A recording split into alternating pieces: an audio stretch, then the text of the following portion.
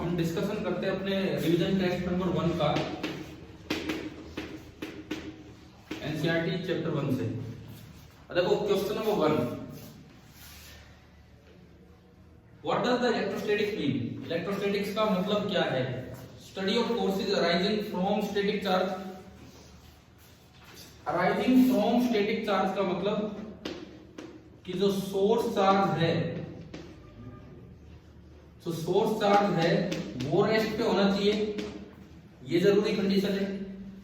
और the study of forces acting on static charges, या फिर जो टेस्ट चार्ज है वो रेस्ट पे होना चाहिए। बताओ, पढ़ा था हमने, पढ़ा भी था शायद, मैंने उस दिन बताया भी था। कौन सा रेस्ट पे होना चाहिए? Source charge. और ये सवाल मैंने आंसर कहां से लिया था? आप अपनी बुक का इंट्रोडक्शन वाला टॉपिक निकालो पर, और जो जहां से दिखे ना उसको अंडरलाइन भी कर लेना। इंट्रोडक्शन वाले टॉपिक की लास्ट लाइन देखो, जो इटैलिक करके दे रखी है बुक में। इंट्रोडक्शन वाले टॉपिक की लास्ट लाइन क्या लिखा है इन्होंने?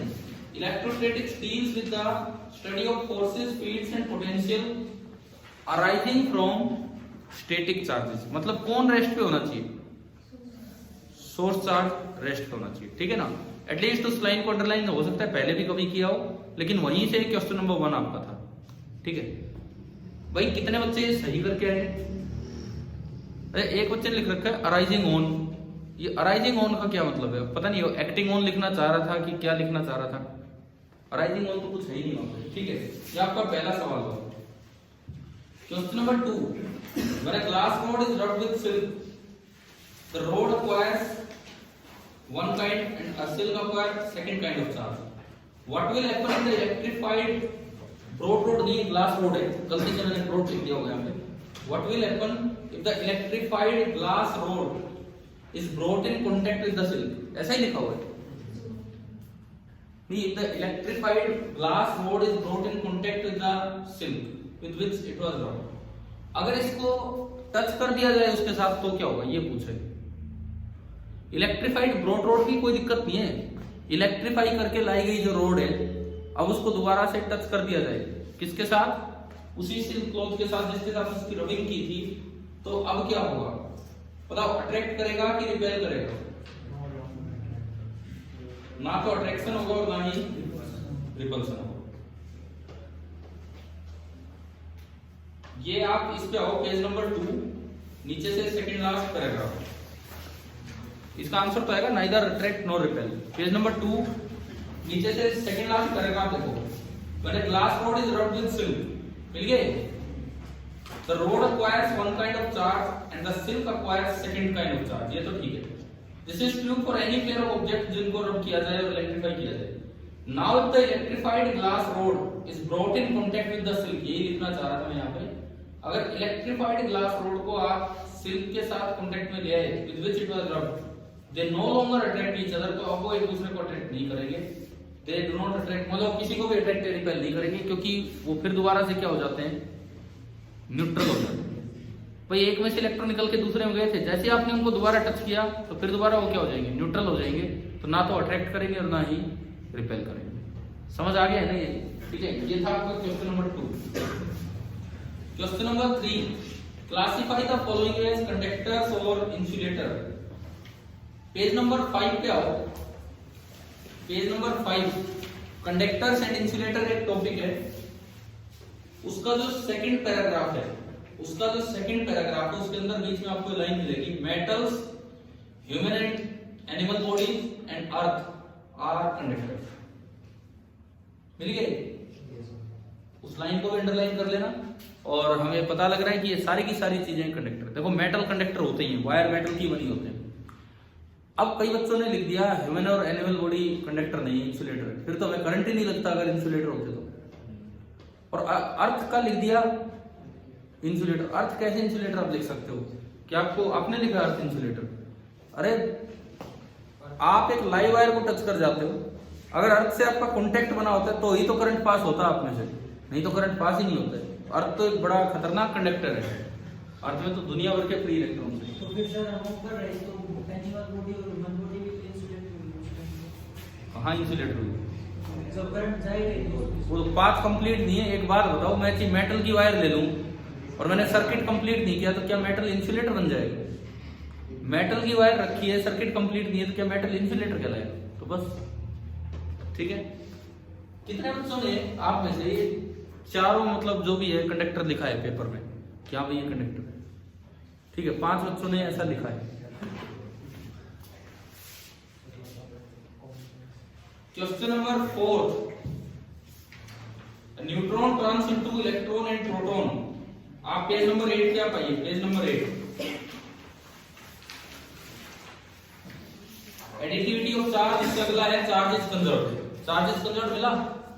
इसमें जो लास्ट पैराग्राफ है चार्ज इज कंजर्व्ड वाला, उसमें देखो sometimes nature creates charge particles, लिखिए एक लाइन है, a neutron turns into a proton and an electron, the proton and electron thus created equal and opposite charge and the total charge is 0 before and after the creation। वैसे तो आसान सवाल था लेकिन मैंने यहीं से दिया था।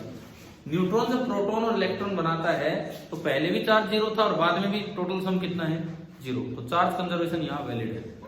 अब अगर इसी सवाल को थोड़ा और बेटर तरीके से भी हम दे सकते थे, क्या number of charge particles constant होते हैं क्या यूनिवर्स में?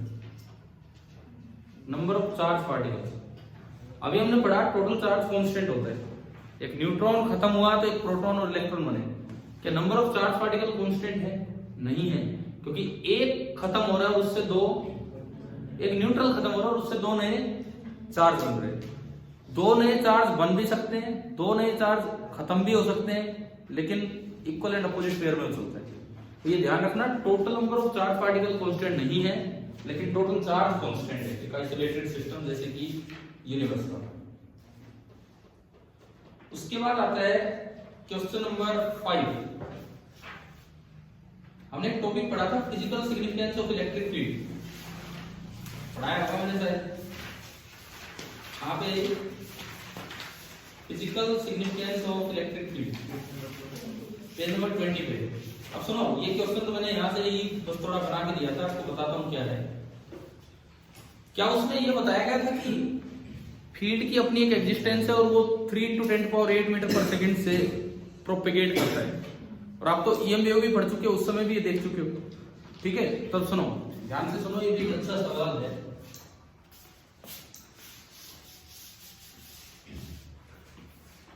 देखो, जैसे हमें लगता है कि बोर्ड पेपर आसान आता है, 23 नंबर का मिल जाएगा उसमें आसान। अगर आप 23 नंबर का ढंग से उसमें छाट के लिख के आओगे तो हो सकता है आप पास हो जाएंगे। लेकिन जो बच्चा सोच रहा है 60 से ऊपर लाने के, 65 से ऊपर लाने के, तो उनको तो बोर्ड पेपर कैसे भी आ जाए, अपनी तैयारी अच्छी रखनी होगी। उस पर डिपेंड ना हो कि पेपर कैसा आने वाला है, क्या नहीं आने वाला है, ठीक है? और आपको एक बहुत ठीक सा मौका मिल रहा है, जब एक वीक में हम एक चैप्टर कर रहे हैं, उसका 70 नंबर का पेपर ले रहे हैं, तो इतनी अच्छी तैयारी और कैसे करोगे आप किसी भी चैप्टर की? और बिल्कुल उस नए पैटर्न के अकॉर्डिंग मैं पेपर बनाऊंगा जो अभी जो CBSE ने डाला इस साल, वो ठीक है? तो ध्यान से सीखनी है चीजें। अब इसमें जो फिजिकल सिग्निफिकेंस ऑफ फील्ड बताया, तो एक चीज आपको बताई थी, सुन लो, ध्यान से सुन लो। अभी यहां कोई चार्ज रखा है Q एट t = 0।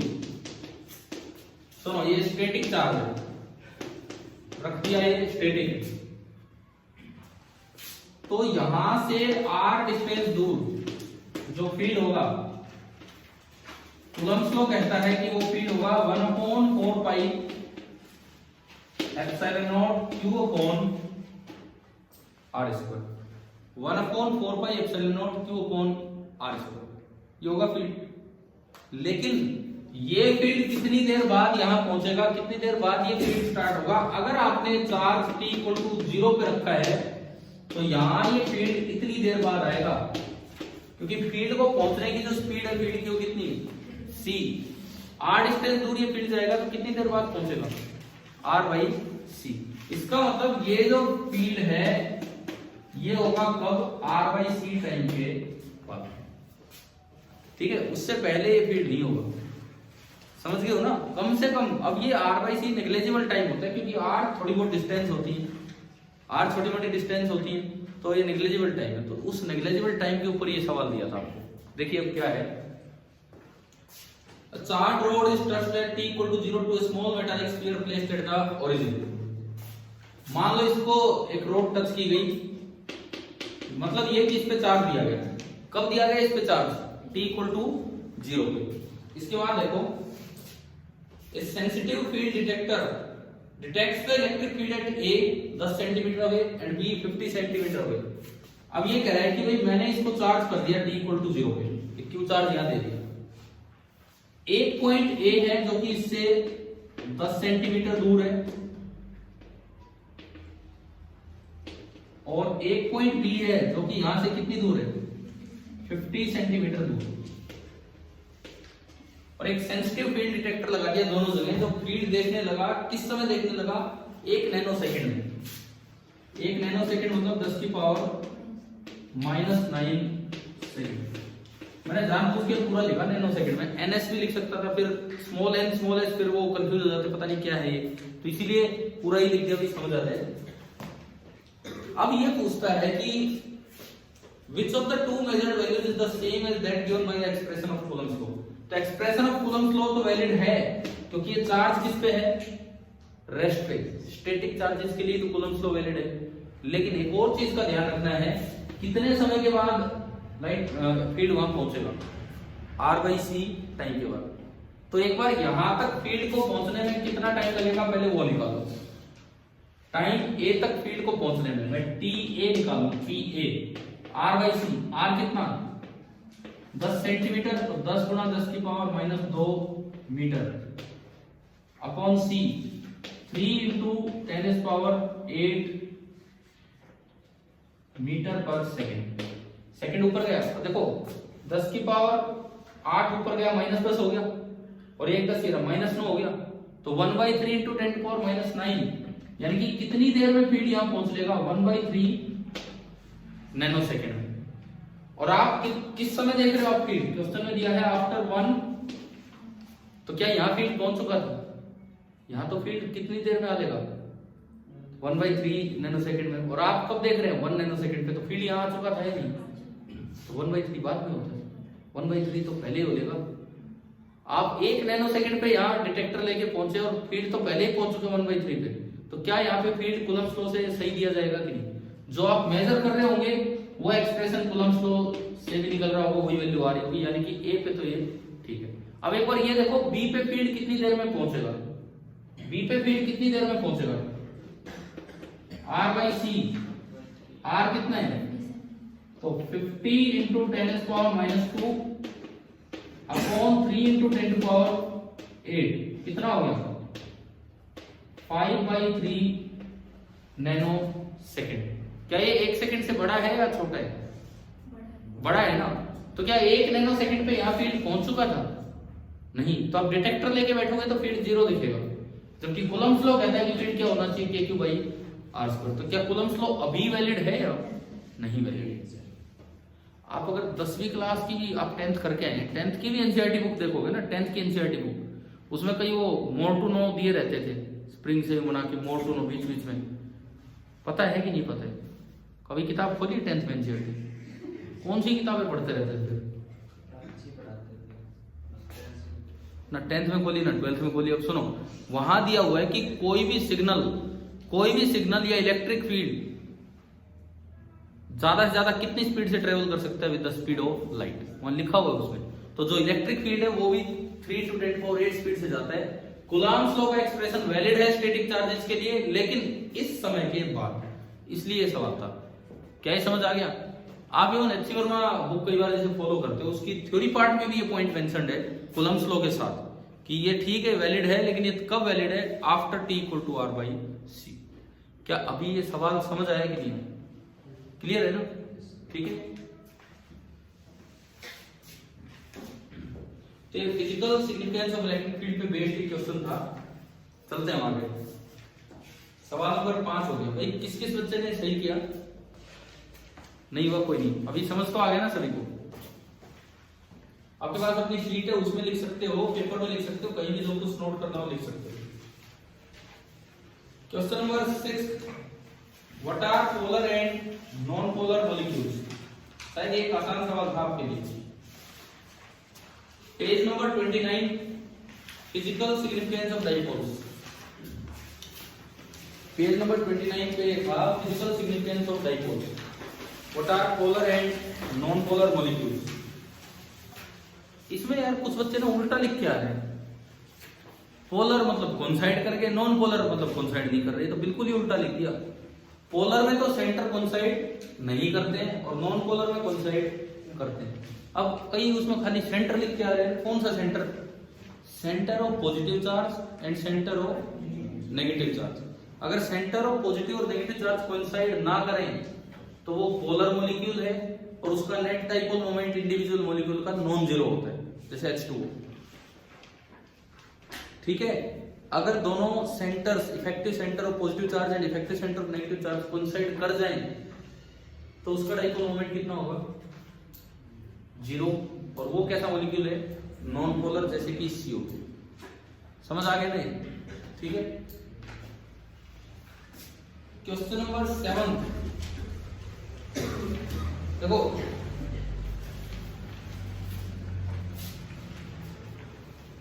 एक यूनिफॉर्म फील्ड है और उसके अंदर एक प्रोटॉन रखा गया है और एक इलेक्ट्रॉन रखा गया है।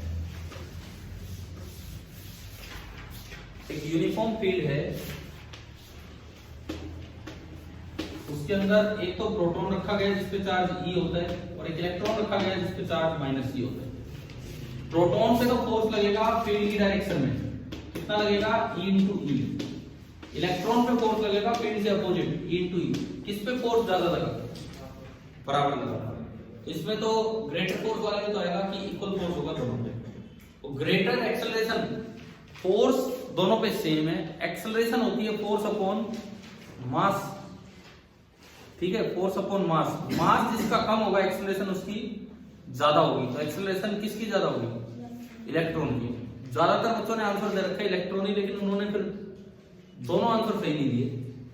तो इससे मुझे लग रहा है वो तुक्का लग गया इलेक्ट्रॉन बी पार्ट में, क्योंकि अगर ढंग से क्लियर हो रहा होता तो दोनों आंसर सही। किस बच्चे ने? दोनों सही दिए, दोनों। बस आपका सही है, बाकी सबने लगभग आधा आधा पार्ट सही हो रहा है, लेकिन तुक्के वाली बात हो रही है। क्वेश्चन नंबर 8, मैंने आपको यार इलेक्ट्रोस्कोप पढ़ा दिया था शायद, या नहीं पढ़ाया था? पढ़ाया था ना। तो उसमें एक्सरेज इवैक्यूएटेड है, नहीं कंटेनर।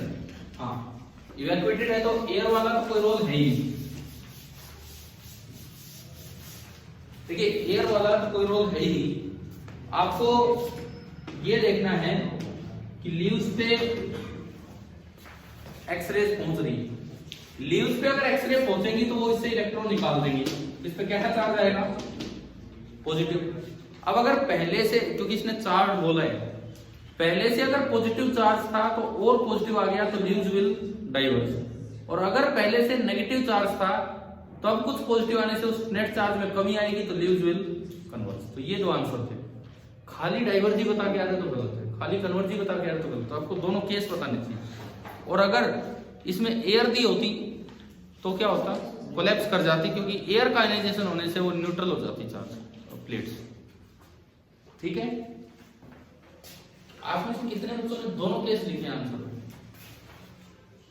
3 और एक 4। और मैंने क्लास में बता दिया था नहीं, फिर भी यार कुछ बच्चे नहीं लिख के आ रहे।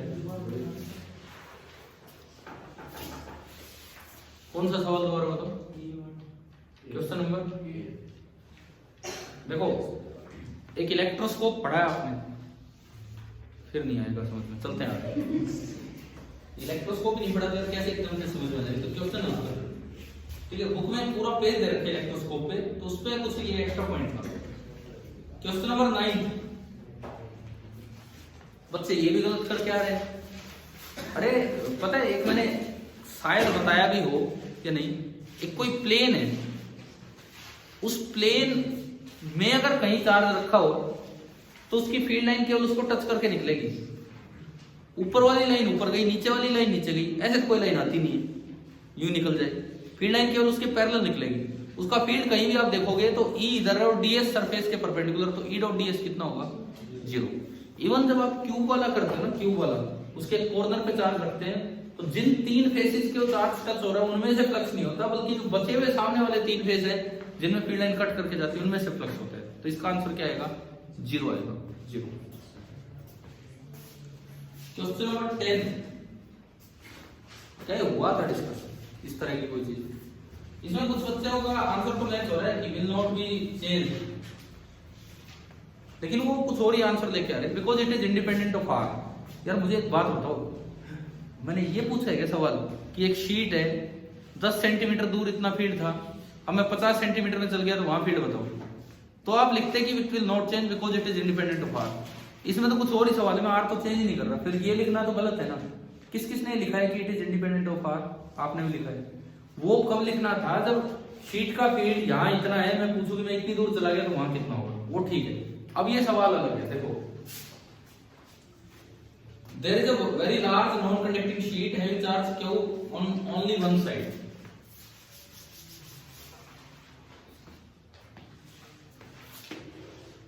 खाली एक साइड चार्ज है, दूसरी साइड नहीं है। इस तरह की शीट है, नॉन कंडक्टिंग शीट है। Area of each side of the plate is S, यहां का एरिया S है, तो सिग्मा हो गया Q बाई S, एक ही साइड चार्ज है। और हम जानते हैं कि एक प्लेन की वजह से, तो आपने ये बुक में डेरिवेशन भी है, गोस्टो की एप्लीकेशन है, एक साइड की वजह से फील्ड कितना होता है, सिग्मा बाई 2 एप्सिलॉन नॉट, यानी कि Q अपॉन 2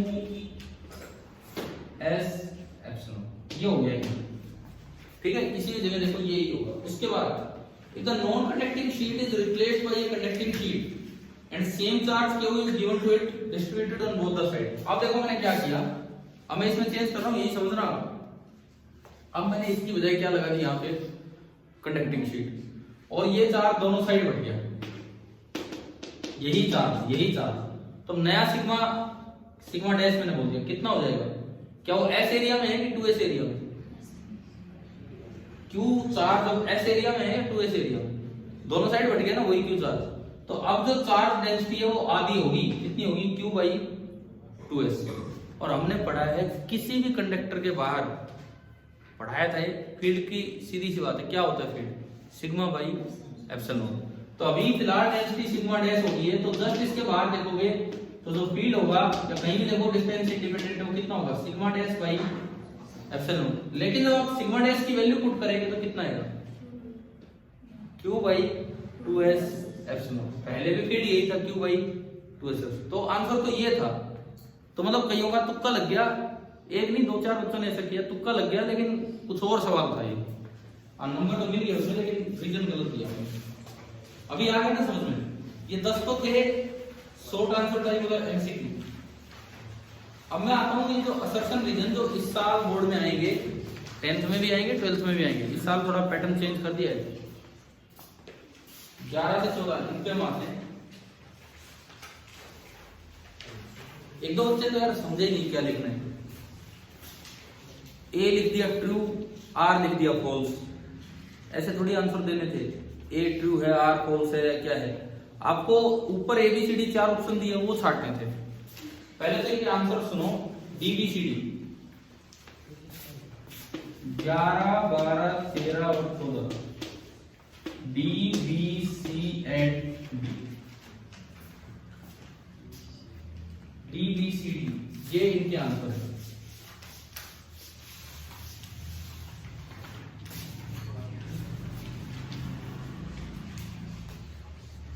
देखो 11th सुनो, in a uniform electric field a dipole will have translatory as well as rotatory motion. Translatory motion तब होता है जब फोर्स लगे, रोटेटरी तब होता है जब टॉर्क लगे।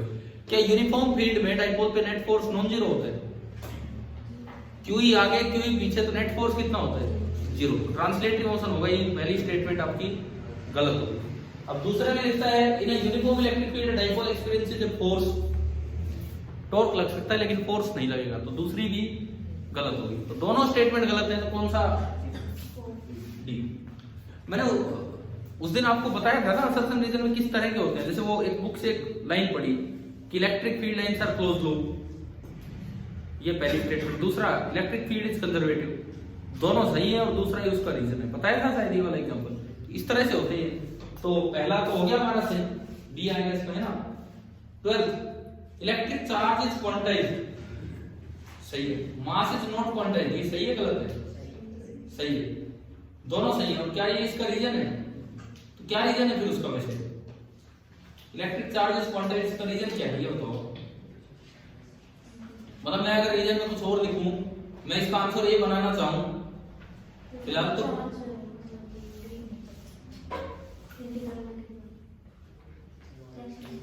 नहीं, इसका रीजन मैं लिखूं तो क्या लिखूं यहाँ पे? ये ऐसा दे रहे हैं, सबका मालिक एक है, इस तरह का सा आंसर दे रहे भाई। अरे तो इसका यहाँ क्या मतलब है? नॉर्मल कलेक्ट एक जनरल सी स्टेटमेंट बोल दी कि चार्ज डिस्ट्रॉय नहीं हो रहा, खत्म नहीं हो रहा, तो ये इससे क्वांटाइजेशन का क्या लेना देना? पेज नंबर 45 पॉइंट नंबर 8 देखो एक बार अपनी किताब में। यार इससे पता है यूं लग रहा है मैं 10 दिन हो गया आपने एक चैप्टर नहीं पढ़ा एनसीईआरटी का, आज तक भी मन नहीं कर रहा आपका पढ़ने का। Page number 45 question number 8 point number 8 पढ़ो एक बार क्या लिखा है। Quantization of electric charge is a basic unexplained law of nature. आज तक फिजिक्स साइंस को तो इस बात का रीजन मिला नहीं है कि क्वांटाइजेशन क्यों होता है। आप लोगों ने अपने अपने 2-3 कारण बता दिए, ठीक है, जबकि फिजिक्स के पास इसका कारण नहीं है कि क्वांटाइजेशन क्यों होता है। It is unexplained law of nature. Interestingly there is no analogous law of quantization on mass, लेकिन मास क्वांटाइज नहीं है चार्ज की तरह। तो इसी से ये बनाया गया था ये सवाल और आपको यहाँ दिया गया था। देखो मैं फिर कह रहा हूँ आपको, एक वीक तो हमें हो गया चैप्टर पढ़ते पढ़ते, आज भी आपको नई नई लाइनें मिल रही है इस चैप्टर में। यूं थोड़ी मिलनी चाहिए यार, आपके दिमाग में बैठा होना चाहिए चैप्टर। मैंने पहले दिन बिल्कुल पहले दिन एक दिन कहा था 20 पेज पढ़ना, पता नहीं पढ़े। अब ये आगे आगे होंगे कहां से पेपर अगर ढंग से तैयारी नहीं करोगे तो। Next question number 13, the equation E is equal to Q upon 4 pi epsilon naught R square is valid in electrostatic situation only। ये क्या है? कूलम्ब्स लॉ है कि नहीं? E बराबर KQ by R square, ये कूलम्ब्स लॉ ही होता है एक पॉइंट चार्ज का फील्ड। ये केवल कब लगता है? जब सोर्स चार्ज किस पे हो? रेस्ट पे। तो ये तो इलेक्ट्रोस्टैटिक सिचुएशन में लगता है, ये बिल्कुल सही है। अब दूसरा, F बराबर Q into E is valid in electrostatic situation only, ये गलत है। ये जनरल इक्वेशन, ये डेफिनेशन है E की। आप जब E को डिफाइन करते हो तो E क्या लिखा जाता है? F by Q। हमें कोई मतलब नहीं फील्ड फैलाने वाला, हमें कोई मतलब नहीं फील्ड फैलाने वाला सोर्स चार्ज रेस्ट पे है या मोशन में है। वो रेस्ट पे हो कि मोशन में हो, वो तो उस पर डिपेंड करता है कि उसका E कितना फैलेगा, कूलम्ब्स लॉ लगेगा या नहीं लगेगा। एक बार मुझे E पता लग गया, मतलब मुझे इस पे F पता लग गया, तो मैं Q से डिवाइड करूं तो वही E होगा।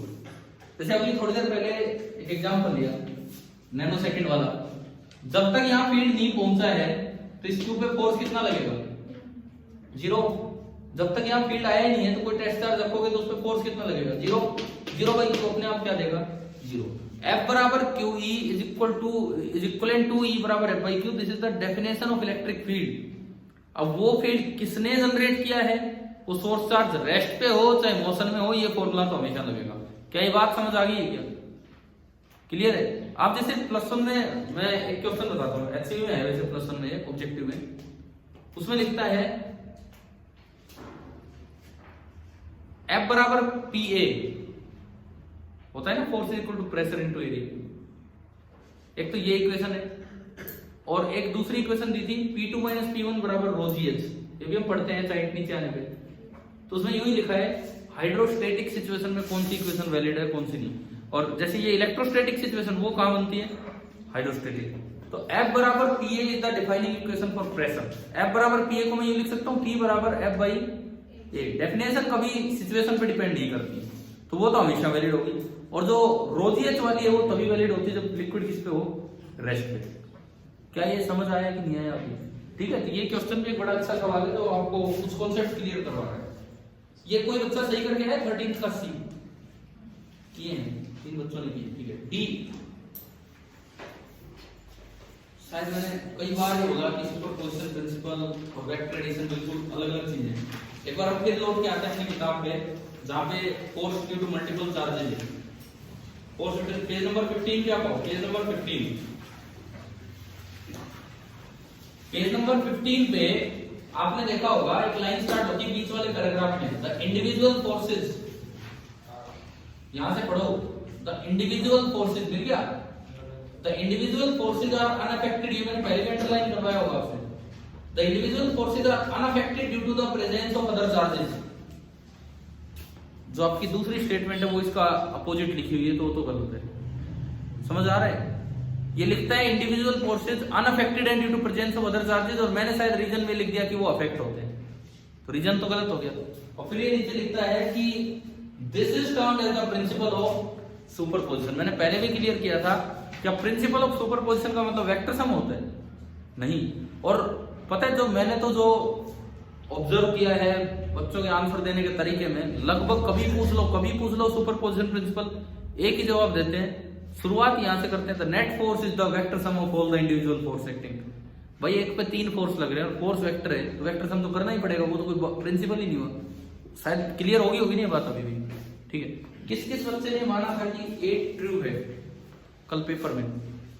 मैं शायद अपने पिछले रिवीजन क्लासेस में भी क्लियर कर चुका था, लेकिन अभी क्लियर हो गया है कि नहीं? आप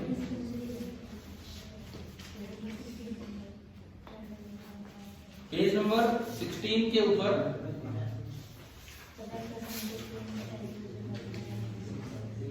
हाँ, तो वेक्टर सम तो इसने कहा, वेक्टर सम में कोई प्रिंसिपल ही नहीं लगाया। मैथ्स का एक प्रिंसिपल लगाया कि parallelogram law of vector addition. कहीं एक जगह अगर 3 वेक्टर फोर्स लग रहे होंगे तो इस पे देखो, मैं और थोड़ा क्लियर करता हूं एक एग्जांपल से, इधर देखो।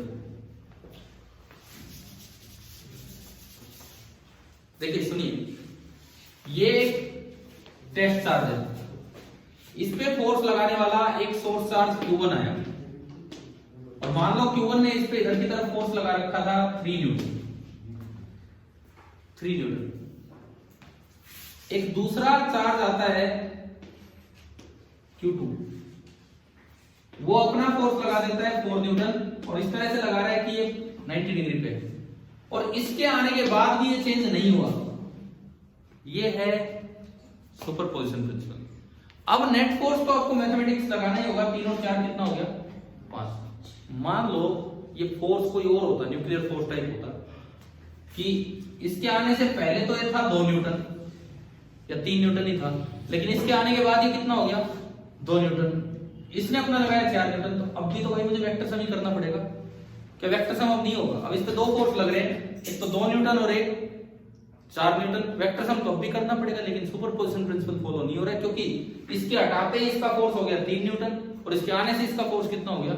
2 न्यूटन। तो वेक्टर सम तो एक अलग चीज है। शायद अब क्लियर हो गया होगा ना ये वाला कॉन्सेप्ट, ठीक है।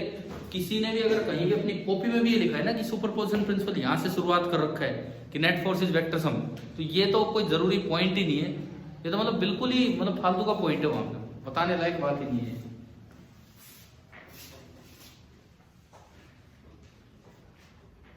चले आगे। और ये बहुत इंपॉर्टेंट प्रिंसिपल है सुपरपोजिशन प्रिंसिपल, इसलिए बहुत इंपॉर्टेंट है। कूलम ने तो केवल ये कहा था कि एक चार्ज दूसरे चार्ज पे कितना फोर्स लगाएगा, लेकिन सुपरपोजिशन प्रिंसिपल ने ये बताया कि तीसरा चार्ज आ भी गया तब भी इसका फोर्स चेंज नहीं होगा, नहीं तो फिर दिक्कत ही होगी। आपकी पूरी इलेक्ट्रोस्टैटिक्स इसी पे बेस्ड है। एक बार आपने जो अभी लाइन पढ़वाई पेज नंबर 16, एक बार निकालो वहां पे पेज नंबर 16 पे सोल्ड एग्जांपल के ऊपर लिखता है the vector sum is obtained as usual by the parallelogram law of addition of vector. इसके बाद क्या लिखा है एक बार वो पढ़ो। All of electrostatics is basically a consequence of Coulomb's law and superposition. तो इतना इंपॉर्टेंट प्रिंसिपल है, इसका मैथ्स से कोई लेना देना नहीं है, वेक्टर एडिशन, ठीक है। चले हम आगे। अब सुनो, ये था आपका सेक्शन ए, यहां पूरा होता है। एक बच्चे ने तो कल पेपर करते करते 10 पे सेक्शन ए खत्म करके आगे हेडिंग डाल दी सेक्शन बी, वो तो अपने आप ही मान के चल रहे कि 11 से सेक्शन बी स्टार्ट हो गया, अभी तो 14 तक सेक्शन बी है। आप में से ही है कोई स्टूडेंट, में बता रहा हूं जो, या जो नहीं आया उनका होगा इसमें। अब आप यूं सोचो, एक अच्छा था, ठीक है, लेकिन क्या एनसीईआरटी से बाहर बना रखा है सेक्शन? कितनी चीजें यार आपके लिए छाट के तो उसमें डाल रहे हैं। अब आपके ऊपर आप सेकंड चैप्टर की कैसा पढ़ते हुए, और ये मैं आपको बता देता हूँ, सेकंड चैप्टर का जो टेस्ट होगा वो कंप्लीट इलेक्ट्रोस्टैटिक्स का होगा, मतलब फर्स्ट प्लस सेकंड, क्योंकि फर्स्ट में तो कोई स्कोर हुआ ही नहीं अपना। तो अगला जो टेस्ट होगा वो कंप्लीट इलेक्ट्रोस्टैटिक्स का होगा, चैप्टर 1 प्लस चैप्टर 2। अगले वीक ट्यूसडे या वेडनेसडे को हो जाएगा, नेक्स्ट वीक कंप्लीट इलेक्ट्रोस्टैटिक्स का ट्यूसडे को ही हो जाएगा मोस्ट प्रोबेबली, जिसमें ज्यादा पार्ट होगा सेकंड चैप्टर का, लेकिन थोड़ा बहुत पार्ट 10-20 नंबर का यहां से भी होगा, ठीक है। चलते हैं आगे बढ़ते हैं। अब आते हैं हम सेक्शन बी पे। अब सेक्शन बी के इस सवाल पे आने से पहले, ये बहुत अच्छे से हो जाएगा, सबसे पहले मैं क्वेश्चन नंबर 33 पे आता हूं। सेक्शन ई के 33 पे उसी पे बेस्ड है, क्लास में पढ़वाया था वो।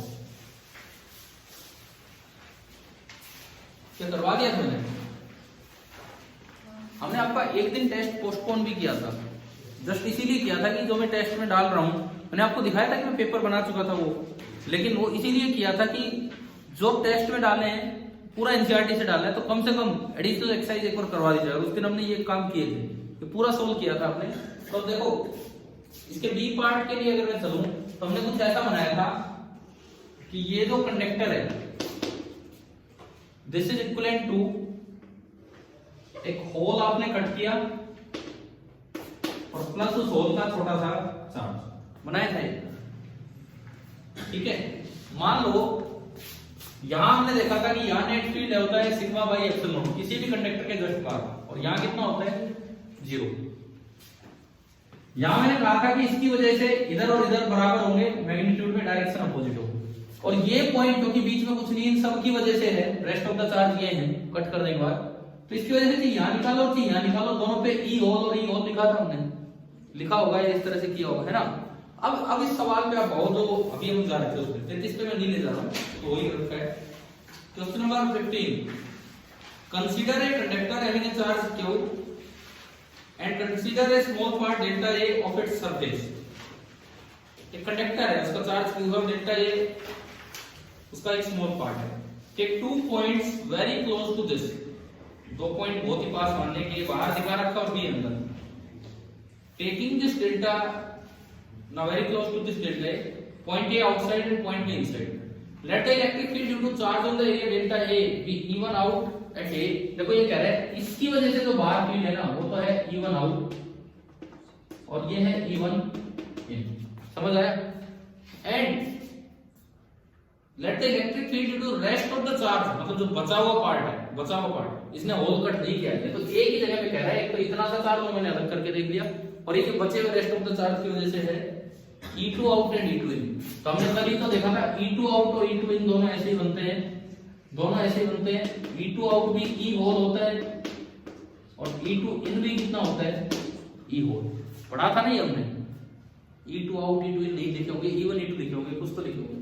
अब यार भाई चारों सवाल होते हैं। देखो first compare the magnitude, E1 out बराबर E1 इन। हमने बताया था जितनी दूर ये पॉइंट है इससे इधर उतनी दूर ये पॉइंट है, तो मैग्नीट्यूड तो इन दोनों का क्या होगा सेम, तभी तो हमने E1 और E1 लिखा था। जब वो प्रूव किया ना, आउट इन नहीं किया हमने, E1 और E1 लिखा था, क्लियर है। उसको E2 और E2 लिखा था, इस तरह से लिखे थे। डायरेक्शन क्या है इन दोनों की, इन दोनों की अपोजिट। अगला सवाल ये है, फिर इधर आओ, इन दोनों का मैग्नीट्यूड सेम है और डायरेक्शन भी सेम। ये इतनी सी बात थी यार। वो पीछे जो सवाल आपको करवाया उस पे 4 नंबर का सवाल बन गया केस स्टडी वाला। क्या समझ आ गया कि नहीं? यही होता है केस स्टडी, कोई भी एक केस दे दिया उसी पे लाइन से सवाल आ गया। और यार इसमें स्कोर करना, अगर आपकी समझ में सिचुएशन आ जाए, एक साथ 4 नंबर बोर्ड में बड़ी मुश्किल से मिलते हैं। कितना लिखने के बाद यहाँ फटाफट ABCD लिखना और 4 नंबर आ जाएंगे। तो पहचानने की कोशिश करना केस स्टडी को पेपर में, ठीक है। क्या सभी को समझ आ गया? 15। अब आप आओ 16 पे। Question number 16, electric field just outside the surface of a conductor. इस पे था ये, और शायद मैं आपको बड़े अच्छे से बता दूंगा कि electric field just outside the conductor. अगर यहाँ सरफेस चार्ज डेंसिटी सिग्मा है तो आसपास से कहीं कुछ भी रखा हो, बाहर कितना फील्ड होगा सिग्मा अपॉन एप्सिलॉन। इस पे बेस्ट ही क्वेश्चन है। देखो एक हल्का फुल्का सा डायग्राम रखा है, बहुत ही रद्दी सा डायग्राम, ठीक है। एक कंडक्टर दिखा रखा है, उसकी चार्ज डेंसिटी सिग्मा दिखा रखी है, पी पे, और बाहर कोई क्यू चार्ज रखा है, r डिस्टेंस में, ठीक है। First question, the magnitude of electric field at P is.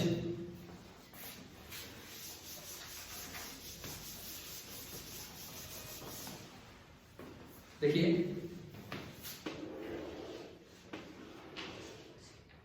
यहां चार्ज डेंसिटी सिग्मा है, जब यहां क्यू रख रखा था तब। आपको यहां फील्ड बताना है, यहां फील्ड कितना होगा, पॉजिटिव है तो बाहर होगा। हम यही तो रिजल्ट पढ़ के आए कि अगर कंडक्टर पे कहीं भी सरफेस चार्ज डेंसिटी सिग्मा है तो जो E होगा वो कितना होगा सिग्मा अपॉन, क्या ये खाली सिग्मा की वजह से है, सबकी वजह से नेट फील्ड, ठीक है। हो गया फर्स्ट। सेकंड, अगर चार्ज क्यू को रिमूव कर दूं तो डेंसिटी चेंज होगी भाई, क्यू का भी कुछ इंडक्शन इफेक्ट होगा। मैंने चार्ज क्यू को रिमूव किया तो नई डेंसिटी यहां होगी सिग्मा 1। अरे तो नई डेंसिटी सिग्मा 1 तो नया फील्ड कितना सिग्मा 1 अपॉन एप्सिलॉन, एक ही रिजल्ट पे बेस्ड काम है। उसके बाद ये लिखता है तीसरा, कंसीडर लार्ज मेटालिक डिस्क, फिर से मेटल बोल दिया तो मतलब कंडक्टर है। Large metallic disc having surface charge density sigma on each of the two faces, but in this close, इस पे इधर भी डेंसिटी सिग्मा है और इधर भी डेंसिटी कितनी है, दोनों जगह सिग्मा है। फिर से वही फील्ड पूछ रहा है, तो मुझे और आसपास से मतलब नहीं है, अगर यहाँ डेंसिटी सिग्मा है तो जस्ट बाहर फील्ड कितना होगा सिग्मा अपॉन एप्सिलॉन। एक चीज पे बेस्ड है ये पूरा सवाल, ठीक है, सिग्मा अपॉन एप्सिलॉन। और चौथा, ये जो रिजल्ट आप डिराइव करते हो ना सिग्मा अपॉन एप्सिलॉन, जो क्वेश्चन नंबर 33 के पहले पार्ट में करवाया गया है, आपको ध्यान होगा मैंने एक ऐसी क्वेश्चन सरफेस बनाई थी ना, तो जब ये रिजल्ट ला रहे हैं बार बार कि ये बार फील्ड आता है सिग्मा अपॉन एप्सिलॉन, इसको यूज करते हैं, गॉस लॉ का यूज करते हैं। तो उस गॉस लॉ को कहां लगा सकते हैं वो पूछा है इन्होंने, कंडक्टिंग क्वेश्चन सरफेस पे लगता है या नॉन कंडक्टिंग पे, या ऐसी तो कोई दिक्कत ही नहीं है। क्वेश्चन सरफेस पे इमेजिनरी सरफेस होती है, कंडक्टर और नॉन कंडक्टर का तो मतलब नहीं, बस एक ही कंडीशन है कि वो क्या होनी चाहिए, क्लोज होनी चाहिए। क्या ये सवाल समझ आ गया? ठीक है, चलते हैं आगे। सेक्शन सी, एक्चुअली ये बड़े ओरिजिनल से क्वेश्चन है। ये जो केस स्टडी में मैंने 2 सवाल आपको दिए हैं ना, बहुत ही ओरिजिनल सवाल है। अभी ये ऐसे तो बुक्स में है नहीं कहीं भी, अब अगर ये आते हैं कहीं तो आपकी किस्मत होगी कि आप कर पाएंगे, बिकॉज नए सवाल अगर कहीं आ जाते हैं तो ज्यादातर बच्चे फिर भूल जाते हैं क्या है। Section C, charge is invariant for frames of reference in relative motion. True है, फॉल्स है, या कोई आइडिया नहीं, क्या मतलब क्या है इस बात का? आप सबसे पहले तो फिर पेज नंबर 45 पे आप आओ। पेज नंबर 45 पॉइंट नंबर 6 में देखो ये लाइन है, पॉइंट नंबर 6 की लास्ट लाइन पढ़ लो बस, फिर मैं आपको समझाता हूं।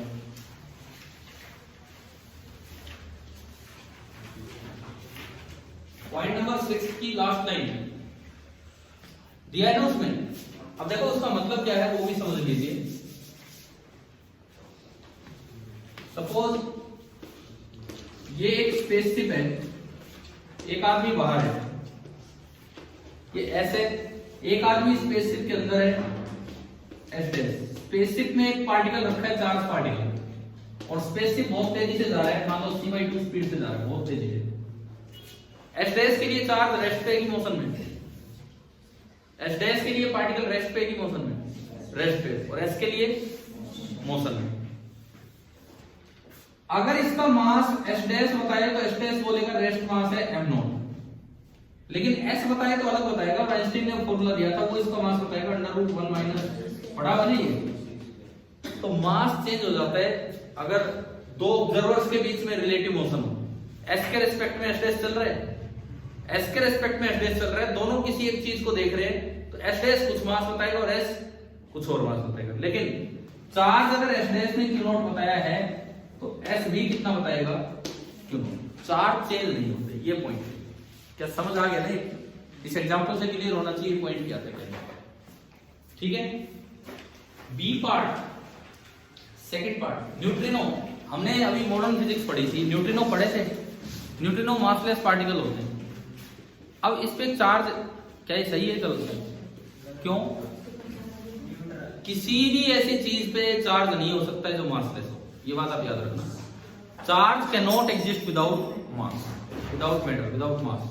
क्लियर है? मैंने इसमें ना एक खास वैल्यू इसलिए दी थी, किसी बच्चे का ध्यान क्वांटाइजेशन पे चला जाए। कई बार बच्चे सोचते हैं कि भाई चार्ज तो वही एग्जिस्ट करते हैं जो इस रिलेशन को सेटिस्फाई करे। तो इसमें देखो ई का डबल दिया होगा मैंने, है ना, कि अगर कोई क्वांटाइजेशन के तरीके से सोचे तो इसको सही करके आ सकता था, लेकिन क्वांटाइजेशन नहीं, बिना मास के तो चार्ज हो ही नहीं सकता है, तो इसलिए ये करो। आगे समझ। क्वेश्चन नंबर 18, ये 27 क्वेश्चन था एक्सरसाइज पर, करवा दिया था मैंने पूरा, और मैंने तो कोई चेंज भी नहीं किया, कोई भी चीज चेंज नहीं की, फिर भी लगभग बच्चे डायरेक्शन ऑफ फोर्स ही देखे नहीं आ रहे। अरे यार बिना डायरेक्शन इसने क्या यूं लिखा है क्वेश्चन में, मैग्नीट्यूड ऑफ फोर्स बताओ। क्वेश्चन में लिखा है फोर्स बताओ, फोर्स एक वेक्टर क्वांटिटी है, सब्जेक्टिव पेपर है, कोई यूं थोड़ी कि 4 ऑप्शन है केवल मैग्नीट्यूड के, तो आपको पूरा बताना चाहिए डायग्राम बना के। ठीक है, चलो आगे बढ़ो। 19 एक टोटल चार्ज क्यू को दो हिस्सों में बांटना है, इस तरह से बांटना है कि मैक्सिमम फोर्स उन दोनों के बीच में। देखो आपको यूं करना था, मैंने माना कि एक चार्ज x है तो दूसरा कितना बनेगा q माइनस एक्स। इनको किसी भी दूरी r पे आप रख लेते, फोर्स लिखते k x q minus x divided by, यहां से फोर्स एक फंक्शन ऑफ x आ गया, मुझे x ही निकालना है। और अगर आप फोर्स को मैक्सिमम करना चाहते हैं तो df बाई dx कितना कर लेंगे, और वहां से आ जाएगा x बराबर q बाई 2, यानी कि आधा आधा कर। अब इसमें एक बच्चा जैसे कैसे करके आ रहा है ना, जिसने सही किया ठीक है, जिसने नहीं किया उसका बता रहा हूँ। मैथमेटिक्स के हिसाब से डबल डेरिवेटिव को नेगेटिव को किया। अरे वो कोई बात नहीं, उतना आगे जाने की जरूरत ही नहीं है फिजिक्स में। अगर सवाल में बोला मैक्सिमम तो अपने आप मैक्सिमम होगा। एक बच्चे ने क्या कर रखा है कि एक बार तो चार्ज ले लिया q बाई 2 और q बाई 2, फोर्स निकाल दिया। फिर एक बार चार्ज ले लिया, एक पे 25%, एक पे 75%, कुछ ऐसा, फिर फोर्स निकाल दिया, वो कम आ गया, तो बोले आप अपने आप अंदाजा लगा लो फोर्स मैक्सिमम। तो भाई अरे तो यार यूं तो 1000 केस लेके बैठे रहो, यूं थोड़ी पता अंदाजा लगा सकते, प्रूव करना था वो, यूं थोड़ी कि बस वो 2 केस कंपेयर कर दिया, हाँ ये ज्यादा हो जाएगा। चलो आगे देखते हैं 19। और ये 19वां सवाल कहां से दिया था, एचसीवी बुक का, ये तो मुझे याद था। खैर एचसीवी बुक का 29 चैप्टर का सोल्ड एग्जांपल नंबर 6 कैसा है, वहां सोल्व कर रखा है, देख लेना। सवाल नंबर 20, क्या मैंने एक कूलम्ब्स लॉ से गॉस लॉ प्रूव किया था एक पॉइंट चार्ज के लिए, आइसोलेटेड पॉइंट चार्ज। असल प्रूफ तो सॉलिड एंगल वाला है, उस पर नहीं जाना, तो वो यही करके दिखाना था कि कहता है Gauss law and Coulomb's law are equivalent, यानी कि अगर आप कूलम्ब्स लॉ यूज करते तो आप गॉस लॉ प्रूव कर सकते हैं। आपको एक पॉइंट चार्ज मानना था, ज्यादातर बच्चों ने नहीं किया भाई, ये पॉइंट चार्ज मानना था। एक स्फीयर मानते गॉसियन सरफेस r रेडियस की, भाई कूलम्ब्स लॉ मान लिखना था। भाई कूलम्ब्स लॉ इस पॉइंट चार्ज की वजह से वहां फील्ड होगा 1/4 pi epsilon q by r²। ds मानते उधर ही, फिर d फाई लिखते e डॉट ds, इंटीग्रेशन करते फाई आता, e बाहर आ जाता पूरा पूरा, और इंटीग्रल ds 4 पाई r² रखते, r² से r² कटता, 4 पाई से 4 पाई, और वो बचता q अपॉन एप्सिलॉन, है ना। ये करना था, कर लिया। इसमें किस किसने 2 नंबर लिए हैं पूरे, बस एक बच्चे 2 नंबर आ रहे हैं, यानी कि वो कोई ना कोई मिस्टेक कर ही रहे। क्या क्लास में हो चुका था वैसे डिस्कस, तो फिर तो करना था, नहीं हुआ था, ये कह रहे हो गया था यहाँ रिवीजन क्लास में हो गया था, ये वाला तो मैं एक मिनट अभी रिपीट कर देता हूँ, अगर नहीं हुआ था तो ये वाला मैं बता रहा हूँ। आपको यूं मानना था कि एक कोई गॉसियन सरफेस है स्फेरिकल, और उसके सेंटर पे मानते हैं आप क्यू चार्ज, और इससे r रेडियस का ये बनाया, यहां एक आपने एक सरफेस बनाई, स्फीयर है, ठीक है, सरफेस बनाई। बाय कूलम्ब्स लॉ इसकी वजह से यहां फील्ड होगा 1/4 pi epsilon naught q by r²। By Coulomb's law यहां लिखना था। फिर ये ds, फिर आप पाई बाई डेफिनेशन निकालते हैं, integral e dot ds, e का magnitude 1/4 pi epsilon naught q by r² into ds, और दोनों सेम डायरेक्शन में तो cos 0 1 होता, ये पूरा बाहर आ जाता है, ये सर्कल है क्लोज है ये पूरा, और इंटीग्रल ds को आप लिख देते हैं 4 पाई r², 4 पाई से 4 पाई कटता, r² से r², और ये ओनली क्या हो जाता q अपॉन एप्सिलॉन। ये करना, ठीक है। तो सर इसके अंदर देखो कहीं कुछ नहीं लिखेगा, आपको जस्ट ये प्रूव करना था कि अगर कूलम्ब्स लॉ सही है तो उससे गॉस लॉ आ जाता है, कोई भी केस लेके आप प्रूव कर देते तो ये हो केस था। चलिए आगे देखते हैं सवाल नंबर, कौन से कागज, ये हुआ 19 20 हो गया। 21वां आपका यार एक्सरसाइज का क्वेश्चन है, मैंने लगभग क्वेश्चन एक्सरसाइज एडिशनल के डिस्कस कर दिए थे, ये एक छोड़ा था, मेरे को लगा कि एक आसान सा सवाल है और आप लोग कर लेंगे। ये करना आ गया वैसे, कैसे करना था, एक में UUD, एक में DDU। चार्ज ही तो देखना था कि टोटल चार्ज एक का 0 बने और एक का E बने, प्रोटॉन का तो E बने और न्यूट्रॉन का 0। इसमें लिखा है जस्टिफाई, मान लो आपको एक करके ही दिखाना हो, पेपर में ही करके दिखाना हो कि कैसे होगा, तो देखो ये था, पेपर में ही करके दिखाना हो तो सिंपल सा तरीका ये था, प्रोटॉन जिसका टोटल चार्ज कितना होता है E, मैंने इसमें माना कि x तो अपक्वार्क है, टोटल 3 क्वेश्चन में दिया है, तो 3 माइनस एक्स क्या हो गया। अब आप एडिटिविटी ऑफ चार्ज का इस्तेमाल कर दो। एडिटिविटी ऑफ चार्ज बुक में एक टॉपिक भी है, इसका मतलब सिंपल ये होता है कि टोटल चार्ज अगर निकालना है तो इनका सम कर दो। तो एडिटिविटी ऑफ चार्ज का यूज किया हमने। एक अपक्वार्क पे चार्ज 2e/3 है, तो x अपक्वार्क पे चार्ज कितना हो गया 2e/3 into x। एक डाउन क्वार्क पे चार्ज -e/3 है और 3 माइनस एक्स पे चार्ज ये हो गया। अगर आप ये सवाल प्रोटॉन के लिए कर रहे हैं तो इसको ई से इक्वेट करके x निकाल दो, न्यूट्रॉन के लिए कर रहे हैं तो इसको 0 से इक्वेट कर दो। जब प्रोटॉन के लिए सोल्व करोगे तो x2 आएगा, तो x2 आया तो 2 तो अपक्वार्क हो गए, तो एक क्या बचा डाउन क्वार्क। तो इसकी कंपोजिशन आ गई UUD। और जब आप 0 से सोल्व करोगे तो x1 आएगा, x1 आएगा तो एक अपक्वार्क तो 2 क्या हो गए डाउन क्वार्क, तो UDD वो न्यूट्रॉन। ये जस्टिफिकेशन था, इस तरह से आपको एग्जाम में करके दिखाना था। ये आपका सवाल हो गया कौन सा 21।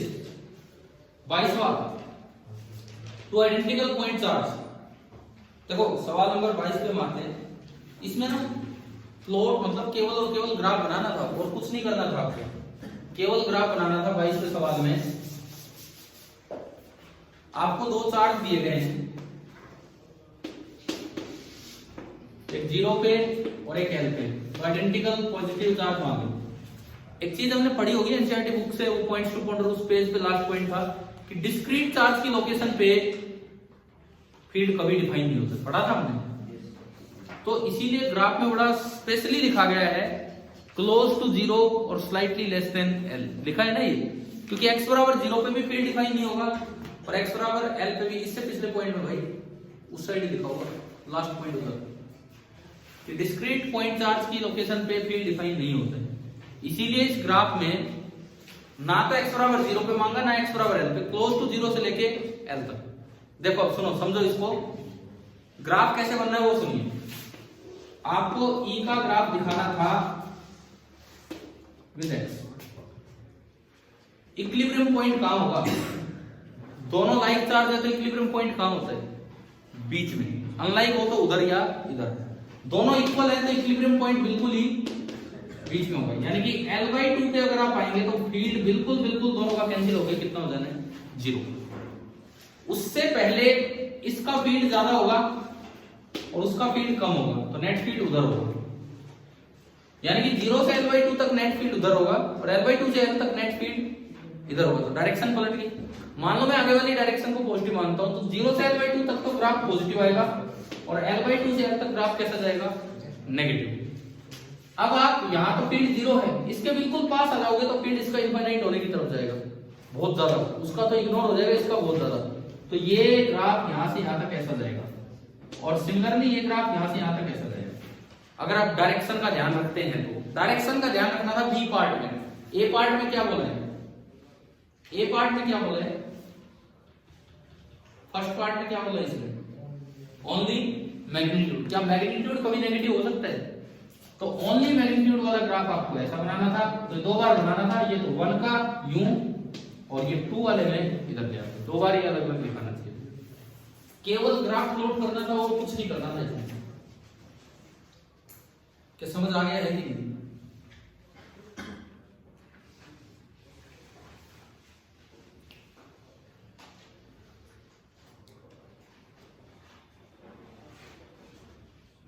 इसके बाद क्वेश्चन नंबर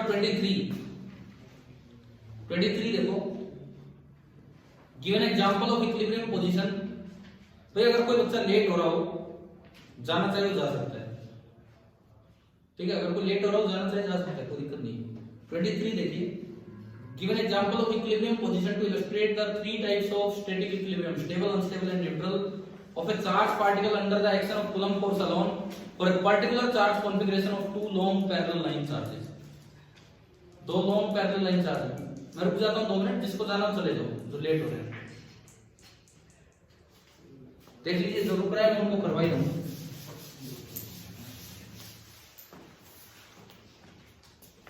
दो लॉन्ग पैरेलल लाइन चार्ज हैं, मान लो दोनों पे सपोज पॉजिटिव चार्ज है। इस कॉन्फ़िगरेशन के लिए आपको तीनों तरह के इक्विलिब्रियम दिखाने हैं, सबसे पहले तो नल पॉइंट ढूंढो। नल पॉइंट बिल्कुल बीच में होगा, क्योंकि वहां इसका जितना फील्ड होगा उधर उतना ही फील्ड इसका इधर होगा। कोई भी चार्ज रखोगे तो नेट फोर्स कितना होगा? 0। अगर मैं इस दूरी को L बोलूं तो L/2 पे आपका यहाँ नल पॉइंट होगा। ठीक है, उसके बाद सुनो, मैंने 3 एक्सिस माने, ये origin, X axis, Y axis and बाहर की तरफ जेड एक्सिस। तो O तो आपका हो गया नल पॉइंट, O जो है वो तो है null point. Let a positive test charge, मैंने अपनी तरफ से माना, मैं 3 तरह के इक्विलिब्रियम दिखाना चाह रहा हूं। Let a positive test charge be placed at O। 3 तरह के इक्विलिब्रियम दिखाने के लिए। अब देखो मैं चेक करवाता हूं कि किस तरह से तीनों इक्विलिब्रियम, इसे एग्जांपल में आपको शो करने थे। उन्होंने दिया है ना कि 2 लाइन चार्ज हो, पैरेलल लाइन चार्ज, उसी से एक्सप्लेन करना है। मान लो मैं इस पॉजिटिव चार्ज को एक्स एक्सिस के अलोंग थोड़ा मूव करके और छोड़ देता, एक बार ध्यान दो इधर, अगर अलोंग एक्स एक्सिस में मूव करके डिस्प्लेस करके रिलीज करता, ये इसके पास आ गया और इससे दूर, तो ये वाला फोर्स ना कम कैसे हो जाएगा? ये जो फोर्स लगाएगा उसके पास आ गया तो उसका फोर्स ज्यादा हो जाएगा। एक लाइन चार्ज का फील्ड होता है 2k λ/r, r कम हुआ तो उसका फील्ड ज्यादा, तो पॉजिटिव पॉजिटिव को रिपेल करेगा, तो इसकी वजह से रिपल्सिव फोर्स ज्यादा और उसकी वजह से रिपल्सिव फोर्स कम, तो नेट फोर्स किधर हुआ? इसी साइड हुआ ना नेट फोर्स। तो आपने इधर रिलीज किया, डिस्प्लेस करके रिलीज किया और नेट फोर्स इधर आ गया, तो एक्स के अलोंग कौन सा इक्विलिब्रियम है? स्टेबल। उधर ले जाओगे और ये वापस जा रहा है, तो कौन सा इक्विलिब्रियम है? स्टेबल। अब मैं वाई के अलोंग देखता हूं, मैं वाई के अलोंग थोड़ा इसको ऊपर की तरफ ले गया और मैंने रिलीज किया, अब बताओ नेट फोर्स किधर है? मैं वाई के अलोंग थोड़ा ऊपर ले गया और रिलीज किया, अभी भी ये बराबर दूरी पे दोनों से, तो नेट फोर्स अब भी कितना है? 0। तो ये कौन सा इक्विलिब्रियम है? कौन सा इक्विलिब्रियम है कि वहां छोड़ा वहीं रह गया, ना वापस आया ना उधर गया, यानी कि अलोंग वाई एक्सिस इसका इक्विलिब्रियम कौन सा हो गया? न्यूट्रल। अब मैं आता हूं अलोंग जेड एक्सिस, ये 2 लाइन चार्ज है, ये 2 लाइन चार्ज है, देखो दोनों पॉजिटिव है, दोनों पॉजिटिव, बीच में मैंने एक जेड की तरफ बाहर डिस्प्लेस किया, पॉजिटिव को बाहर देगा, पॉजिटिव पॉजिटिव को रिपेल करेगा, ये पॉजिटिव भी पॉजिटिव को रिपेल करेगा, 2 फोर्स में आए तो नेट फोर्स किधर जाएगा? आगे जाएगा। तो आपने इधर डिस्प्लेस किया और छोड़ने के बाद नेट फोर्स भी उधर ही बना, तो ये तो रिलीज करते ही भाग जाएगा। तो जेड के अलोंग कौन सा बना? जेड के अलोंग जो इक्विलिब्रियम बना वो कौन सा बना? अनस्टेबल। तो आपको इस तरह समझाना था, कुछ भी एक कॉन्फ़िगरेशन दी थी, उसमें पूछा कि तीनों इक्विलिब्रियम दिखाओ, तो ये सोचना था, इतना सा था ये सवाल। तो ना ये आपका हो गया क्वेश्चन नंबर 23। 24 करना आता है, सिंपल एप्लीकेशन थी, उसके अराउंड एक सिलेंडर बनाना था, एक बार फ्लक्स बाई डेफिनेशन निकालते, एक बार बाई गॉस, सीधा था। 25 मैंने ना आपको एक चीज उस दिन पढ़ाई थी, आपकी बुक में जहां फिजिकल सिग्निफिकेंस ऑफ डाइपोल है उसके नीचे स्टार मार्क करके लिखा है कि सेंटर ऑफ मास की तरह सेंटर ऑफ चार्ज भी निकलता है। मैंने सवाल भी करवाया होगा, पॉइंट चार्ज लेके करवाया था, वही यूज करवाने के लिए या वो रिजल्ट यूज करवाने के लिए सवाल दिया था 25 वाला। अब मैं यहाँ पर वो भी दे सकता था, पॉइंट चार्ज वाला भी, मैंने बस एक कंटिन्यूस चार्ज का दे दिया। +1 क्लास में बताया जाता है कि सेमी सर्कुलर रिंग का सेंटर ऑफ मास 2r/π ऊपर होता है। सेमी सर्कुलर रिंग का सेंटर ऑफ मास सेंटर से कितना ऊपर होता है? 2r/π। तो इसमें यह दिया गया है कि ये पूरा तो एक पॉजिटिव चार्ज है और सेंटर पे रखा है एक -q, तो डाइपोल तो है, नेट चार्ज 0 है। ठीक है, अब देखो सारे का इफेक्टिव सेंटर कहां होगा, मुझे निकालना नहीं, मुझे याद था वो रिजल्ट, तो सीधा हम ऊपर बोलेंगे कि हम +1 में पढ़ते हैं, कितना ऊपर होगा? तो आप इस +q को यहां रख सकते हो 2r/π ऊपर, तो जो p होगा वो यूं बनेगा, और p होता है magnitude of either charge into 2r/π। बस ये था, डायरेक्ट था ये, इस तरह से 25वें सवाल में सीधे इसी बात के नंबर थे, अगर आपको याद है। आपको कैलकुलेट कहां जाओगे, जिसको जाना है जाओगे। देखो मैं फिर एक बार कह देता हूं, जो बच्चा लेट हो रहा है वो चला जाएगा, ठीक है। उसके बाद हम आते हैं सेक्शन डी पे, थोड़े से सवाल होते हैं, अब तो शुरू में ज्यादा टाइम लग रहा था, तो बड़े बड़े सवाल है जो जल्दी जल्दी डिस्कस होंगे। 26वां देखिए, question number 26, consider a uniformly charge infinite sheet. एक यूनिफॉर्मली चार्ज इनफाइनाइट शीट है। आराम से आराम से।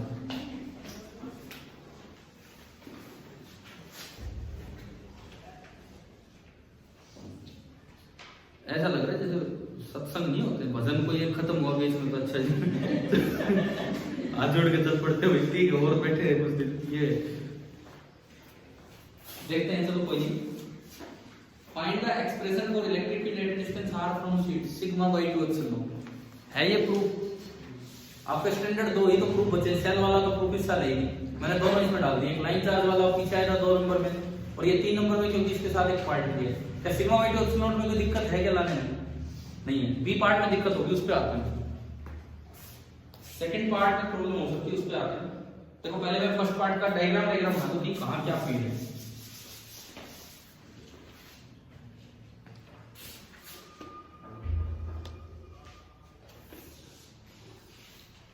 ये सिग्मा है एक साइड। क्या आपको अब भी ये रिजल्ट क्लियर हो गए कि अगर एक प्लेन पे एक ही साइड सिग्मा डेंसिटी हो तो चाहे वो कंडक्टर हो चाहे वो नॉन कंडक्टर हो, अगर एक साइड सिग्मा है तो उस सिग्मा की वजह से यहाँ फील्ड कितना होता है, सिग्मा बाई 2 एप्सिलॉन।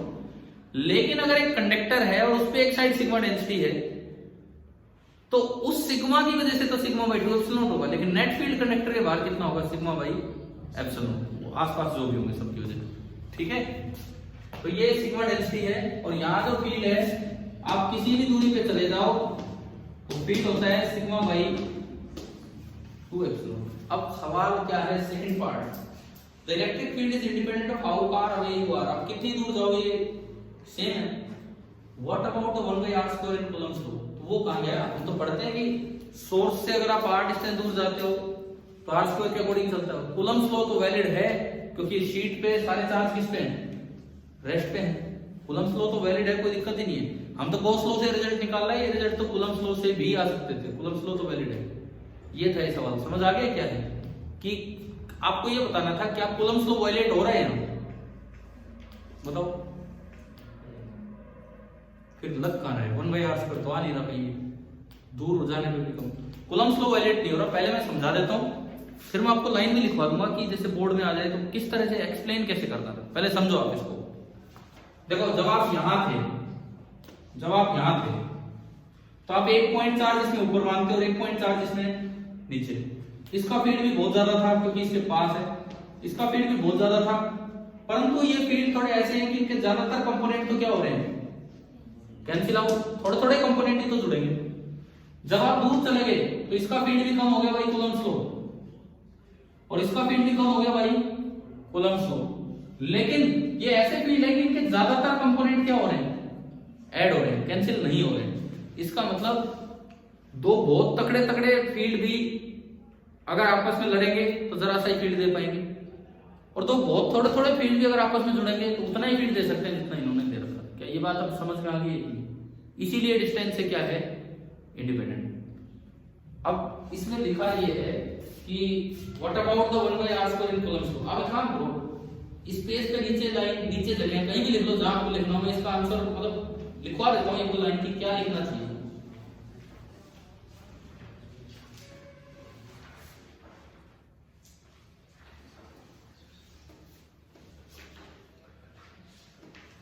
इसमें आप यूं लिखो,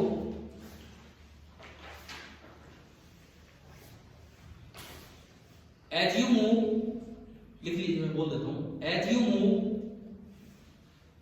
farther and farther away, as you move farther and farther away from the, क्या है शीट है, from the plane sheet, from the plane sheet, comma more and more charge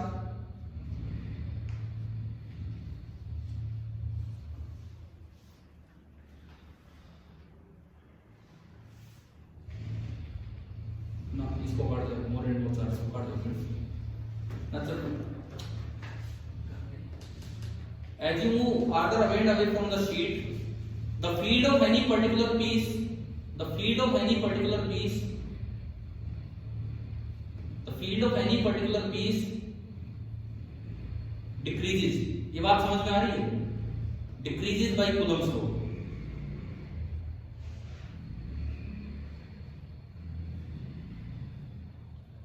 but more and more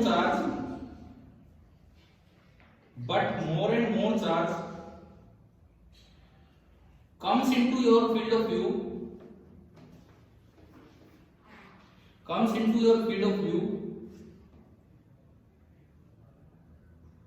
whose fields are not cancelled out, and this compensates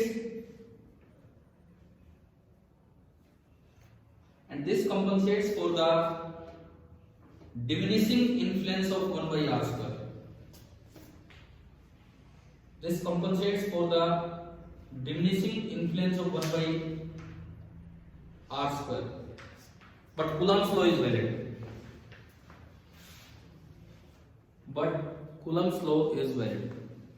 लेकिन Coulomb's law valid है। देखो आपने क्या लिखा है, फील्ड ऑफ व्यू क्या बीच में डाल दिया, इधर बताता हूं, मैं समझा देता हूं एक बार दोबारा से कि क्या लिखा आपने। सामने ये दीवार है, मान लो एक प्लेन शीट है, मैं इसके पास हूं तो मुझे दीवार का कुछ हिस्सा दिखेगा, लेकिन अगर मैं दूर जा रहा हूं तो क्या मेरे फील्ड ऑफ व्यू में ज्यादा दीवार का पार्ट आ रहा है कि नहीं? तो मेरे फील्ड ऑफ व्यू में आ रहा है तो वो फील्ड कैंसिल नहीं होंगे, और अगर मुझे कुछ ही पार्ट दिख रहा है तो ऊपर और नीचे वाले फील्ड क्या कर रहे हैं, एक दूसरे को कैंसिल आउट कर रहे हैं, तो उनका कैंसिलेशन कम होता जाएगा। तो इसीलिए एक पार्ट का फील्ड कम हुआ, लेकिन उनका वेक्टर एडिशन इस तरह से हो रहा है जो उतना ही रिजल्ट दे रहे हैं जितने बड़े बड़े फील्ड इकट्ठे दे रहे हैं। शायद अब तो समझ आ गया होगा क्या है, लेकिन कूलम्स लॉ वैलिड है। बताओ क्लियर हुआ ये? चले तो आगे बढ़े। क्वेश्चन नंबर कौन से पे आगे बढ़े? 27 सोल्ड एग्जांपल नंबर 12 करवा रखा था पूरा आपकी बुक में यहाँ क्लास में सोल्व हुआ था। क्वेश्चन नंबर 27 पूरा हो चुका था। 28 आपने घर जाके कर तो लिए होंगे ना यार, कि यहाँ समय नहीं था तो घर तो करेंगे ही थे। 28 क्या एडिशनल एक्सरसाइज का पहला सवाल ऐसा ही नहीं था? उस समय मैंने मिलिकन ऑर्डर ऑफ एक्सपेरिमेंट का जिक्र भी किया था। उसमें कुछ और पूछा होगा, रेडियस, यहाँ चार्ज पूछ लिया। उसमें 12 एक्सेस इलेक्ट्रॉन दिए थे वही वाला था ना ये। तो वहां चार्ज दे रखा था, मास पूछा था, रेडियस ही पूछा था। यहाँ रेडियस दे रखा है, आपसे चार्ज पूछ लिया, और कुछ नहीं, मैंने उसी को घुमाया, बस आपको एक बार वो अपैरेटस दिखा दिया कि मिलिकन का क्या ऑर्डर ऑफ एक्सपेरिमेंट था। देखो इसमें क्या हो रहा है, देख लीजिए इधर। उसमें ऊपर से ड्रॉप डाली जा रही है और बाई फ्रिक्शन वो चार्ज होती जा रही है। चैम्बर है बीच में, दिख रहा है ना आपको डायग्राम? उसमें माइक्रोस्कोप से वो देख रहे हैं, ऑब्जर्व कर रहे हैं। तो एक्चुअली मिलिकन ने उन ड्रॉप्स को ऑब्जर्व किया था जो कांस्टेंट स्पीड से चलने लगी। तो कोई कांस्टेंट स्पीड से चल रही होगी तो उसका एक्सेलरेशन कितना होगा? 0।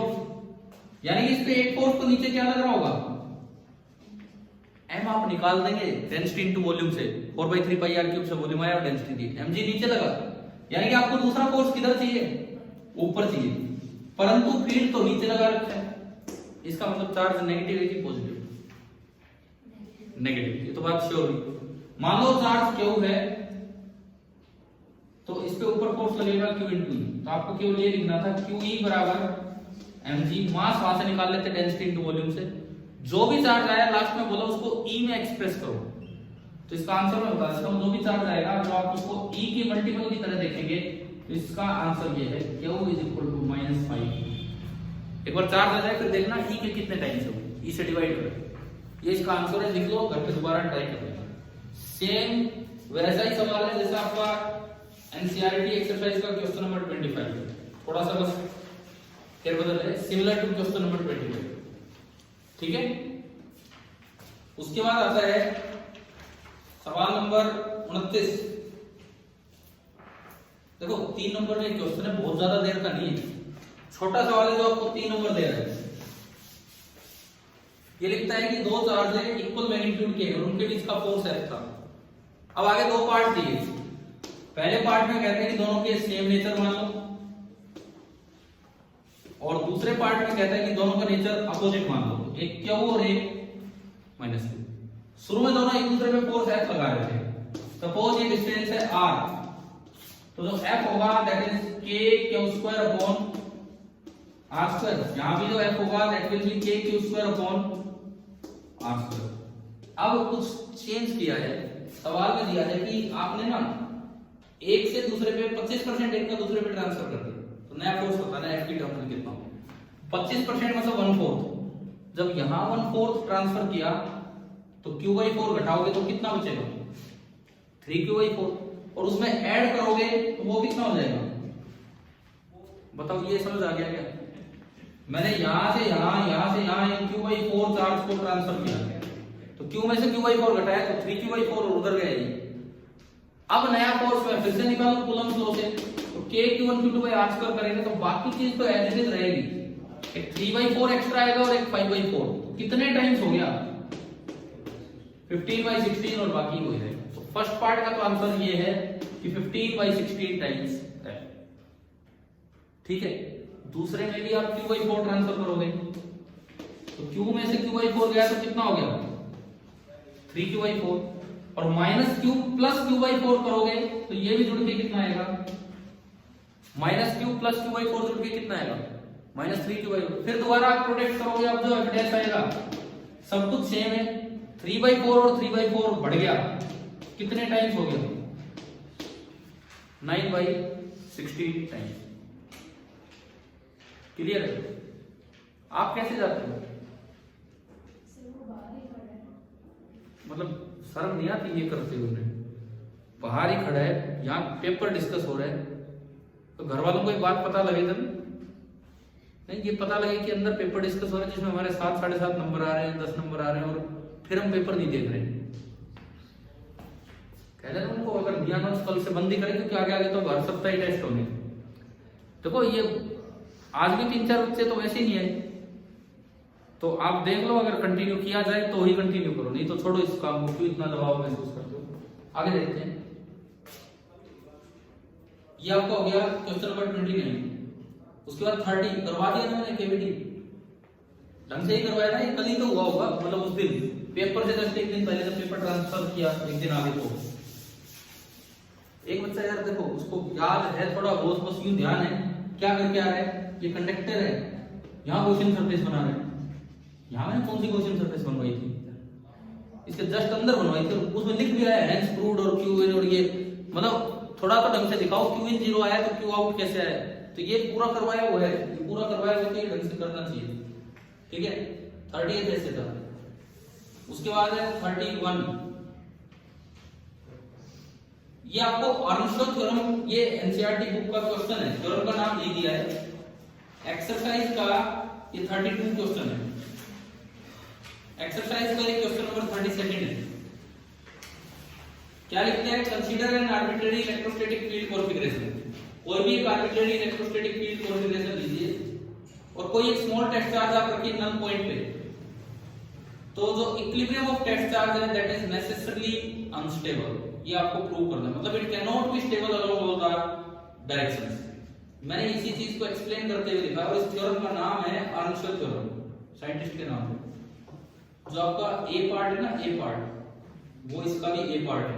जो आपका नंबर 1 है, show that this is necessarily unstable, वो आपके पेपर में पहले है। दूसरा, वेरीफाई दिस रिजल्ट, ये आपकी बुक का भी दूसरा इस पार्ट है। और तीसरा मैंने अलग से दे दिया था एक और पार्ट, ये दिए थे। सबसे पहली बात तो एक बार इसका मतलब देखें क्या है। अर्नशो थ्योरम क्या कहती है, सुनिए। कोई भी एक आर्बिट्रेरी इलेक्ट्रोस्टैटिक फील्ड कॉन्फ़िगरेशन है जिसमें कुछ भी सोर्स चार्ज हो सकते हैं, सोर्स चार्ज है ट्रेस। आपने इसके अंदर कोई नल पॉइंट ढूंढा, नल पॉइंट मान लो n है, मतलब नल पॉइंट का क्या मतलब होता है, वहां इलेक्ट्रिक फील्ड कितना होगा 0, और वहां कोई सोर्स चार्ज नहीं होगा, क्योंकि अगर वहां सोर्स चार्ज रख दिया तो क्या वहां फील्ड डिफाइन होगा? क्या पॉइंट चार्ज की लोकेशन पे फील्ड डिफाइन होता है क्या? नहीं होता। मतलब दो बातें समझ में आ रहा है क्या? Let n be the null point. सबसे पहले मैंने माना कि जो n है वो एक नल पॉइंट है। अगर एक नल पॉइंट है तो इससे दो बातें आ गई कि E at n कितना है 0 and n is empty, n पे कोई भी चार्ज नहीं रखा, नहीं तो फिर ट्रेस चार्ज रखने की जगह ही नहीं होगी। मैं चेक कैसे करूं इन नल पॉइंट? ठीक है, क्लियर हो यहाँ तक? अब देखो आपको क्या प्रूव करना है कि अगर मैं यहां कोई पॉइंट टेस्ट चार्ज रख दूं तो उसका इक्विलिब्रियम हर डायरेक्शन में स्टेबल नहीं होगा, कोई ना कोई डायरेक्शन तो ऐसी मिलेगी जिधर वो निकल जाएगा डिस्प्लेस होने पर। तो आप कॉन्ट्रडिक्शन मेथड से करो। कॉन्ट्रडिक्शन मेथड क्या कि मैंने मान लिया कि हर तरफ इसका इक्विलिब्रियम कैसा है, स्टेबल, तो लिख दोगे अपने आप let the equilibrium of test charge. सबसे पहले मैं लिखता हूं let a positive test charge, let a positive test charge q naught be placed at n। ठीक है, अगर यहां रखोगे तो उस पर नेट फोर्स कितना होगा, 0। अब मैं चलता हूं भाई कॉन्ट्रडिक्शन मेथड। अच्छा, उसको रखने से पहले एक काम हम पहले ही कर लें। उसको रखने से पहले आपने बोला n क्या है, एम्प्टी है। अब आप ये लिखेंगे कि consider a very small Gaussian surface surrounding point n, very small Gaussian surface surrounding point n, क्योंकि n एम्प्टी है तो लगभग इसके अंदर नेट चार्ज कितना होगा, 0। ये बात पहले करनी होगी इससे पहले। Consider a very infinite small surface surrounding point n, तो यहाँ पे क्यू विन कितना होगा, 0। इसका मतलब इसमें से फ्लक्स कितना हो जाएगा भाई, गॉस लॉ, फ्लक्स कितना होगा, 0। अब आप चलो let a positive test charge be placed at n, खुद लिखना है जाके, ये स्टेप्स अपने बनाना नहीं, फिर भूल जाओगे सवाल। पहले ये हुआ, फिर उसके बाद ये हुआ, फिर उसके बाद ये हुआ। अब let its equilibrium is perfectly stable, means अगर आप कहीं भी डिस्प्लेस करो तो वो लौट के वापस आना चाहिए। अब देखो मान लो मैं इधर डिस्प्लेस करूं, पॉजिटिव चार्ज को मैं इधर डिस्प्लेस करूं और वो इक्विलिब्रियम स्टेबल है, तो छोड़ते उस पे फोर्स किधर लगना चाहिए, पीछे। पॉजिटिव चार्ज पे फोर्स किधर लगता है, फीड की डायरेक्शन में। तो अगर आप फीड की डायरेक्शन में चाहते हैं तो फीड इधर ही तो होना चाहिए, तभी तो फोर्स इधर लगेगा। इधर डिस्प्लेस करो तो फोर्स इधर होना चाहिए, इधर डिस्प्लेस करो तो फोर्स, तो क्या हर तरफ से फीड लाइन सेंटर कर रहेंगी कि नहीं। ठीक है, आपने लिखा कि पॉजिटिव टेस्ट चार्ज यहां रखा, let its equilibrium is stable along all the directions. अगर आप ये कंडीशन चाहते हो तो it means the field line should enter the Gaussian surface from all the sides. Outgoing field lines देती है positive flux, incoming field lines कैसा flux देती है, नेगेटिव। क्यों, किसी भी सरफेस पे फील्ड लाइन अंदर है और सरफेस एरिया बाहर होता है, तो ई और डीएस के बीच का एंगल ऑब्ट्यूज हो जाता है और डॉट प्रोडक्ट क्या आ जाता है, नेगेटिव। अगर सारी ही लाइंस एंटरिंग होगी, अगर सारी ही लाइंस एंटरिंग होगी तो नेट फ्लक्स कैसा हो जाना चाहिए, नेगेटिव हो जाना चाहिए।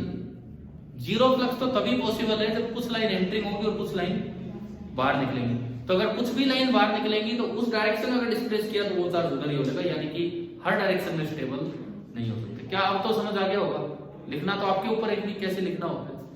ठीक है, इसके बाद ये तो हुआ पहला पार्ट जो आपके एनसीईआरटी 32 का ए पार्ट था, ये था। बी पार्ट ये वही है जो उसकी बुक का बी पार्ट है, वही एनसीईआरटी का। Verify this result for the simple configuration of two charge same magnitude same sign. देखो अब कहा गया है कि एक ऐसा कॉन्फ़िगरेशन मानो जिसमें दो सोर्स चार्ज हैं, same magnitude and same sign. बताओ इसका नल पॉइंट कहां होगा, बिल्कुल बीच में होगा।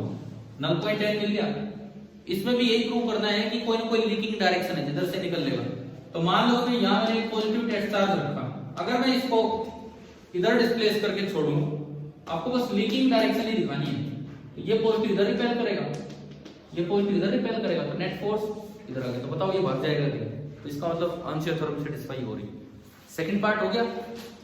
थर्ड पार्ट कि एक क्यूबिकल अरेंजमेंट मानो जिसमें 8 पॉइंट चार्ज रखे हुए हैं, सारे पॉजिटिव हैं, 8 वर्टिसेस पे। ऐसा लग रहा है कि सेंटर पे कोई भी चार्ज रखोगे तो वो रेस्ट करेगा, मतलब नल पॉइंट इसका सेंटर है, लिखा हुआ है यहाँ पे। देखिए अगला सवाल क्या है, सी पार्ट जो है इसका ये है,